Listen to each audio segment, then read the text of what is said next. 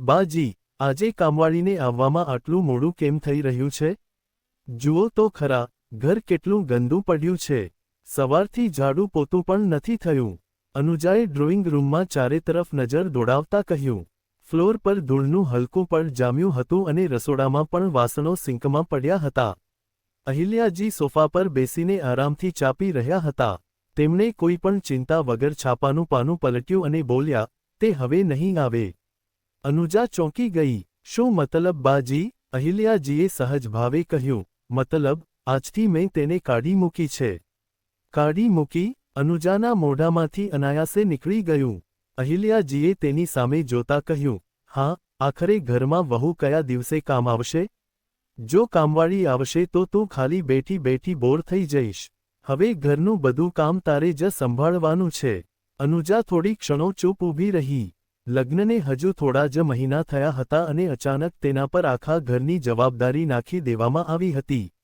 તે ધીમેથી બોલી, બાજી, પણ ઘર બહુ મોટું છે. એકલા હાથે બધું સંભાળવું થોડું અઘરું પડશે. અહિલ્યાજીએ તરત જ તીખા સ્વરે કહ્યું, અમે પણ તો આટલા વર્ષોથી આ બધું જ કરતા આવ્યા છીએ. આજકાલની છોકરીઓને બસ આરામ જ જોઈએ છે. અનુજા ચૂપ થઈ ગઈ. તેણે કંઈ પણ બોલ્યા વગર ઝાડુ ઉઠાવી લીધું અને આખા ઘરની સફાઈ કરવા લાગી. ધીરે ધીરે દિવસો પસાર થઈ રહ્યા હતા. એક દિવસ જ્યારે બધાને નાસ્તો આપ્યા પછી અનુજા નાસ્તો કરવા બેઠી, ત્યારે સાસુ તીખા સ્વરે બોલ્યા, વહુ, હજુ ઘરમાં ઝાડુ પણ નથી લાગ્યું અને તું નાસ્તો કરવા બેસી ગઈ? તને તો જરાય વિવેક નથી. એક તો મેં તને પહેલાં જ કહ્યું છે કે વહેલી સવારે 4 વાગ્યે ઉઠીને આખા ઘરની સાફ સફાઈ કરી લેવી. એ તો તારાથી થયું નહીં. હવે ઓછામાં ઓછું નાસ્તો બન્યા પછી તો ઝાડુ લગાવીને ખા. અહિલ્યાજી ગુસ્સામાં પોતાની વહુ અનુજાને વઢી રહ્યા હતા. ત્યારે અનુજાએ નવાઈ પામીને કહ્યું, બાજી, સવારના 10 વાગી ગયા છે. તો શું થયું? અહિલ્યાજીએ આંખો કાઢતા કહ્યું, ઘરની વહુ જો મોડે સુધી સૂતી રહેશે તો ઘર કેવી રીતે ચાલશે? અમારા જમાનામાં તો વહુઓ સૂરજ ઉગતા પહેલા ઉઠી જતી હતી. પહેલા ઘરનો ખૂણે ખૂણો ચમકતો હતો, પછી ક્યાંક જઈને ચાનો એક ગુડ્ડો મળતો હતો. અનુજા ચૂપચાપ ઊભી રહી ગઈ. તેની આંખોમાં હળવો થાક સ્પષ્ટ દેખાઈ રહ્યો હતો. ખરેખર, ગઈ રાત્રે તે લગભગ આખી રાત ઊંઘી શકી નહોતી. ઘરના બધા કામ પતાવ્યા પછી પણ મોડી રાત સુધી તેણે અહિલ્યાજીની દવાઓ અને રસોડાના બાકીના કામ સંભાળવા પડ્યા હતા. પણ આ વાત અહિલ્યાજીને કોણ સમજાવે? તેમણે તો બસ અનુજાને નાસ્તાની પ્લેટ સામે બેઠેલી જોઈ લીધી હતી અને તેમનો ગુસ્સો ફાટી નીકળ્યો હતો. અનુજાએ ધીમેથી કહ્યું, બાજી, મેં સવારે ઉઠીને રસોડાનું બધું કામ કરી લીધું હતું. તમારી ચા પણ બનાવી, પિતાજી માટે દલિયો પણ તૈયાર કર્યો અને રસોડું પણ સાફ કરી દીધું. બસ ઝાડુ લગાવવા જ જતી હતી કે ચક્કર જેવું આવવા લાગ્યું, તો વિચાર્યું કે 2 કોળિયા ખાઈ લઉં પછી લગાવી દઈશ. પરંતુ અહિલ્યાજીનો ગુસ્સો હજુ શાંત થયો નહોતો. બહાના બનાવતા તો કોઈ તારી પાસે શીખે. તેમણે મેણું મારતા કહ્યું, આજકાલની વહુઓ બસ આરામ કરવાનું જ જાણે છે. કામના નામે 100 બહાના. અનુજા કંઈક કહેવા માંગતી હતી, પણ ત્યારે જ તેની સામે બધું ધૂંધળું થવા લાગ્યું. બીજી જ ક્ષણે તેના હાથમાંથી નાસ્તાની પ્લેટ છૂટીને જમીન પર પડી ગઈ અને અનુજા લથડાઈને ત્યાં જ ફ્લોર પર પડી ગઈ. અહિલ્યાજી એક ક્ષણ માટે સ્તબ્ધ થઈ ગયા. તેમને સમજાયું જ નહીં કે અત્યારે આ શું થઈ ગયું. અહિલ્યાજી ગભરાઈને તેને ઉઠાડવા લાગ્યા. થોડા પાણીના છાંટા માર્યા પછી જ્યારે અનુજાને હોશ આવ્યો, ત્યારે અહિલ્યાજી ગુસ્સામાં બોલ્યા, એક કામ શું કહી દીધું? બેહોશ થવાનું નાટક કરીને મારું બીપી વધારી રહી છે? અનુજાએ ધીરે ધીરે આંખો ખોલી. માથું હજુ પણ ભારે લાગતું હતું. તે ઉઠીને બેસવાની કોશિશ કરવા લાગી. બાજી, માથામાં ચક્કર આવી ગયા હતા. તેણે ધીમા અવાજે કહ્યું. બસ બસ રહેવા દે. મને સારી રીતે ખબર છે આજકાલની વહુઓના આ નવા નવા ડ્રામા. અહિલ્યાજી બબડતા બોલ્યા, કામથી બચવાનો નવો રસ્તો શોધી કાઢ્યો છે તમે લોકોએ. આટલું કહીને તેમણે ઝાડુ ઉઠાવ્યું અને ગુસ્સામાં પોતે જ ફ્લોર સાફ કરવા લાગ્યા. અનુજા ચૂપચાપ ત્યાં દિવાલનો સહારો લઈને બેસી રહી. તેના ચહેરાની ફિક્કી પડી ગયેલી રંગત સ્પષ્ટ કહી રહી હતી કે તેની તબિયત ખરેખર ઠીક નથી. પણ આ સમયે તેને સાંભળનાર કોઈ નહોતું. એ જ સમયે દરવાજાની ઘંટડી વાગી. અહિલ્યાજી કચકચ કરતા દરવાજો ખોલવા ગયા. દરવાજા પર મહોલ્લાના ડોક્ટર સીમા ઊભા હતા. જેઓ પાસે જ રહેતા હતા અને અવારનવાર ઘરે આવતા રહેતા. જેવી તેમની નજર અંદર ફ્લોર પર બેઠેલી અનુજા પર પડી, તેમણે નવાઈ પામીને પૂછ્યું, અરે અનુજા વહુને શું થયું? અહિલ્યાજીએ બેદરકારીથી કહ્યું, કંઈ નહીં, બસ થોડું કામ કરવાનું કહ્યું તો બેહોશ થવાનું નાટક કરવા લાગી. પરંતુ ડોક્ટર સીમા અંદર આવ્યા અને અનુજાનો ચહેરો ધ્યાનથી જોવા લાગ્યા. થોડી જ ક્ષણોમાં તેમના ચહેરાના ભાવ ગંભીર થઈ ગયા. તેમણે તરત જ અનુજાની નસ પકડી અને પછી અહિલ્યાજી સામે જોતા બોલ્યા, અહિલ્યાજી, આ નાટક નથી. આની તબિયત ખરેખર બહુ ખરાબ લાગે છે. અહિલ્યાજી પહેલીવાર થોડા ગભરાઈ ગયા. શું મતલબ? તેમણે પૂછ્યું. ડોક્ટર સીમાએ ગંભીર સ્વરે કહ્યું, પહેલા આને સૂવા દો. મને શંકા છે કે આનું શરીર ઘણા દિવસોથી બહુ નબળું પડી ગયું છે. જો અત્યારે ધ્યાન આપવામાં નહીં આવે તો હાલત વધુ બગડી શકે છે. હવે પહેલીવાર અહિલ્યાજીના ચહેરા પર ચિંતા સ્પષ્ટ દેખાવા લાગી. કેટલાક ટેસ્ટ થયા જેનું રિઝલ્ટ સાંજ સુધીમાં આવવાનું હતું. અહિલ્યાજી બહાર બેઠા બેઠા બબડતા હતા, રિપોર્ટમાં કંઈ ગરબડ આવી તો તારી ખેર નથી.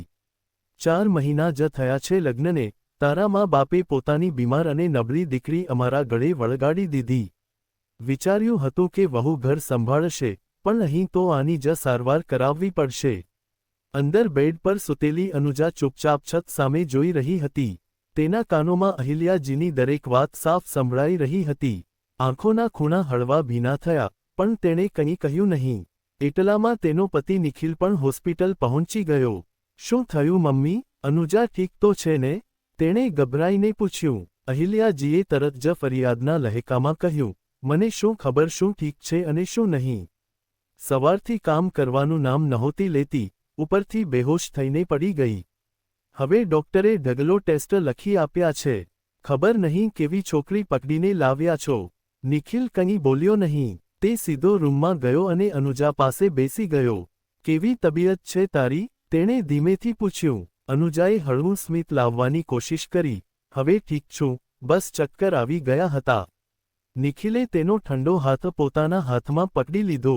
તેને પહેલીવાર અહેસાસ થઈ રહ્યો હતો કે છેલ્લા કેટલાક દિવસોથી અનુજા ખરેખર બહુ નબળી લાગી રહી હતી, પણ તેણે ક્યારેય ધ્યાન આપ્યું નહોતું. સાંજ સુધીમાં રિપોર્ટ આવી ગયો. ડોક્ટરે નિખિલ અને અહિલ્યાજી બંનેને પોતાની કેબિનમાં બોલાવ્યા. રિપોર્ટ જોતા જ ડોક્ટરનો ચહેરો થોડો ગંભીર થયો. તમે લોકોએ આને સમયસર હોસ્પિટલ લાવીને સારું કર્યું, ડોક્ટરે કહ્યું. અહિલ્યાજી તરત જ બોલી પડ્યા, કેમ ડોક્ટર સાહેબ? શું આવ્યું છે રિપોર્ટમાં? ક્યાંક કોઈ મોટી બીમારી તો નથી ને? ડોક્ટરે ચશ્મા ઠીક કરતા કહ્યું, તમારી વહુ માતા બનવાની છે. લગભગ 2 મહિનાની પ્રેગ્નન્સી છે અને શરીર બહુ નબળું છે. એટલે તેમને વધારે કામ અને તણાવ બિલકુલ ન આપવો જોઈએ. આ સાંભળતા જ નિખિલના ચહેરા પર ખુશી ફેલાઈ ગઈ, પણ અહિલ્યાજી થોડી ક્ષણો માટે બિલકુલ ચૂપ થઈ ગયા. તેમને અચાનક સવારની પોતાની બધી વાતો યાદ આવી ગઈ. બેહોશીનું નાટક, કામચોર વહુ, બીમાર દીકરી. તેમની નજર ધીરે ધીરે નીચે ઝૂકી ગઈ.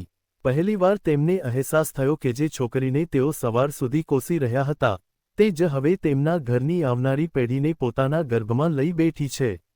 અહિલ્યાજીના મનમાં પહેલીવાર પસ્તાવાની ખટકો થઈ. અનુજા ધીમેથી બોલી, બાજી, હું એકલી બધું નથી સંભાળી શકતી. એક કામ કરું તો બીજું રહી જાય છે. તમે મારા આવતા જ કામવાળીને કાઢી મૂકી. મેં બહુ કોશિશ કરી પણ મારાથી આટલું બધું નથી થઈ શકતું. તેનો અવાજ બહુ ધીમો હતો, જાણે દરેક શબ્દ બોલવામાં પણ તેને તાકાત લગાવવી પડી રહી હોય. અહિલ્યાજીએ તેની સામે જોયું, પણ આ વખતે તેમના ચહેરા પર પહેલા જેવો ગુસ્સો નહોતો. ડોક્ટરની વાતો હજુ પણ તેમના કાનમાં ગુંજી રહી હતી. નિખિલે પણ મમ્મી સામે જોયું અને શાંત સ્વરે બોલ્યો, મમ્મી, ડોક્ટરે સાફ કહ્યું છે કે અનુજાને આરામની જરૂર છે. અત્યારે તેની પાસે આટલું બધું કામ કરાવવું યોગ્ય નથી. અહિલ્યાજી થોડીવાર ચૂપ રહ્યા, પછી ધીમેથી બોલ્યા, મને શું ખબર કે આવું છે. મને તો લાગ્યું નવી વહુ છે, ધીરે ધીરે કામ શીખી જશે. અનુજાએ માથું નમાવી લીધું. તે દલીલ કરવા માંગતી નહોતી. થોડી વાર પછી અહિલ્યાજીએ ઊંડો શ્વાસ લીધો અને બોલ્યા, ઠીક છે, કાલથી કામવાળી ફરીથી આવી જશે. નિખિલ અને અનુજા બંનેએ નવાઈ પામીને તેમની સામે જોયું. અહિલ્યાજી આગળ બોલ્યા, અને જ્યાં સુધી તારી તબિયત ઠીક નથી થઈ જતી, તો કોઈ ભારે કામ નહીં કરે. અનુજાની આંખોમાં હળવી ભીનાશ આવી ગઈ. કદાચ પહેલીવાર તેને લાગ્યું કે સાસુના મનમાં તેના માટે થોડી નરમાશ આવી છે. થોડા જ દિવસોમાં ઘરમાં ફરીથી કામવાળી આવી ગઈ. અનુજાને આરામ મળવા લાગ્યો. અહિલ્યાજી પણ હવે પહેલાની જેમ દરેક નાની વાત પર તેને વળતા નહોતા. ક્યારેક તો જાતે તેના માટે દૂધ કે ફળ પણ લઈ આવતા. સમય ધીરે ધીરે પસાર થવા લાગ્યો. થોડા મહિના પછી ઘરમાં એક સુંદર બાળકનો જન્મ થયો. આખા ઘરમાં ખુશીઓ છવાઈ ગઈ. અહિલ્યાજી તે નાના બાળકને ખોળામાં લઈને કલાકો સુધી બેસી રહેતા. ઘરનું વાતાવરણ હવે પહેલા જેવું કડવું રહ્યું નહોતું. જ્યાં પહેલા મેણા ટોણા હતા, ત્યાં હવે પોતાપણું હતું. મિત્રો, ક્યારેક આપણે સત્ય જાણ્યા વગર જ બીજા પર આરોપ લગાવી દઈએ છીએ. પણ જ્યારે સત્ય સામે આવે છે ત્યારે પોતાના જ વિચારો પર પસ્તાવો થાય છે. પરિવાર એ જ સુખી રહે છે જ્યાં સમજદારી, સહયોગ અને એકબીજા પ્રત્યે સન્માન હોય.